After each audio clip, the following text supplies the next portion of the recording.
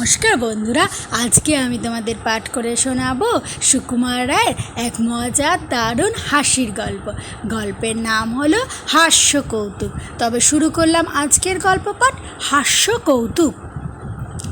আমাদের পোস্ট অফিসের বড়বাবুর বেজায় গল্প করিবার শখ। যেখানে সেখানে সবাই আসরে নিমন্ত্রণে তিনি তার গল্পের ভাণ্ডার খুলিয়া বসেন। দুঃখের বিষয়, তার ভাণ্ডার অতি সামান্য, কতগুলি বা ধাঁধা গল্প, আর তাছাড়াই তিনি ঘুরিয়া ফিরিয়া সব জায়গায় চালিয়া দেন।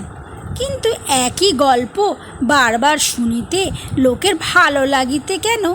বড়বাবু গল্প শুনিয়া আর লোকের হাসি পায় না, কিন্তু তবু বড়বাবুর উৎসাহ তাহাতে কিছুমাত্র কমে না। সেদিন হঠাৎ তিনি কোথা হইতে একটা নতুন গল্প সংগ্রহ করিয়া মুখুজ্জদের মজলিসে শুনাইয়া দিলেন। গল্পটা অতি সামান্য, কিন্তু তবু বড়বাবুকে খাতির করিয়া সকলেই হাসিল। বড়বাবু তাহা বুঝিলেন না।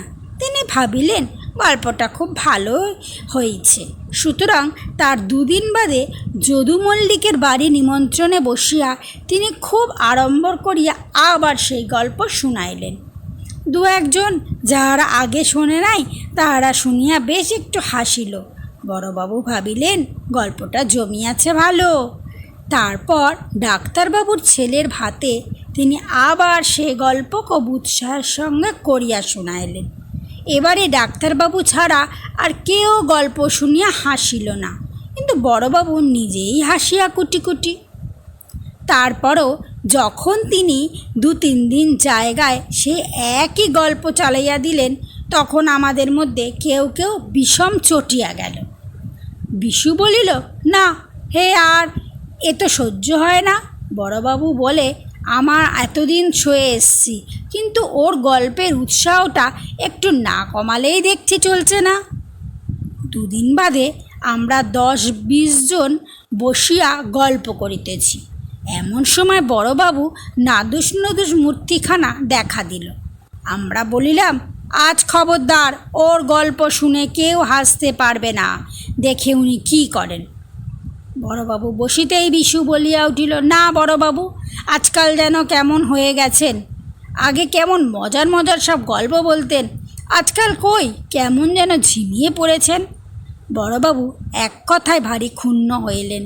তার গল্প আর আগের মতন জমে না, এ কথাটি তাহার একটুও ভালো লাগিল না। তিনি বললেন, বটে, আচ্ছা রোশ, আজ তোমাদের এমন গল্প শোনাবো, হাসতে হাসতে তোমাদের নাড়ি ছিঁড়ে যাবে। এই বলিয়া তিনি তাহার সেই মামুলি পুঁজি হইতে একটা গল্প আরম্ভ করিলেন। কিন্তু গল্প বলিলে কি হইবে, আমরা কেউ হাসিতে রাজি নহি, সকলেই কাঠ হইয়া বসিয়া রইলাম। বিশু বলিল, না, এ গল্পটা জুৎসই হলো না। তখন বড়বাবু তাহার সে পুঁজি হইতে একে একে 5-7টি গল্প শুনাইয়াই দিলেন, কিন্তু তাহাতে সকলের মুখ পেঁচার মতো আরও গম্ভীর হয়ে উঠিল। তখন বড়বাবু খেপিয়া গেলেন। তিনি বলিলেন, যাও যাও, তোমরা হাসতে জানো না, গল্পের কদর বোঝো না, আবার গল্প শুনতে চাও। এই গল্প শুনে সেদিন ইন্সপেক্টর সাহেব পর্যন্ত হেসে গড়াগড়ি, তোমরা এসব বুঝবে কি? তখন আমাদের মধ্যে একজন বলিয়া উঠিল, সে কি বড়বাবু, আমরাও হাসতে জানি নে। বলেন কি, আপনার গল্প শুনে কতবার এসেছি, ভেবে দেখুন তো।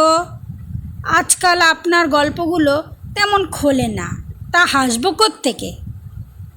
এই তো বিশুদা যখন গল্প বলে তখন কি আমরা না হেসে থাকতে পারি, কি বলেন?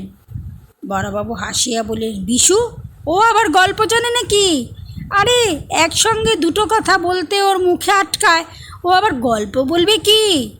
বিশু বলিল, বিলক্ষণ, আমার গল্প শোনেননি বুঝি? আমরা সকলে উৎসাহ করিয়া বলিলাম, হা হা, একটা শুনিয়ে দাও তো। বিশু বলিল, গম্ভীর হইয়া বলিল, এক ছিল রাজা। শুনিয়া আমাদের 4-5 জন হো হো করে হাসিয়া বলল, আরে রাজার গল্প রে, রাজার গল্প, হা হা হা হা।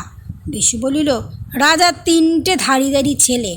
শুনিবা মাত্র আমরা একসঙ্গে প্রাণপণে এমন সশব্দে হাসিয়া উঠিলাম, বিশু নিজেই চমকাইয়া উঠিল।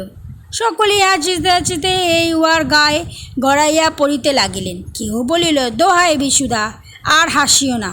কেহ বলিল, বিশুবাবু রক্ষা করুক, ঢের হয়েছে। কেহ এমন ভাব দেখাইল যেন হাসিতে হাসিতে তাদের পেটে খিল ধরিয়া গিয়াছে।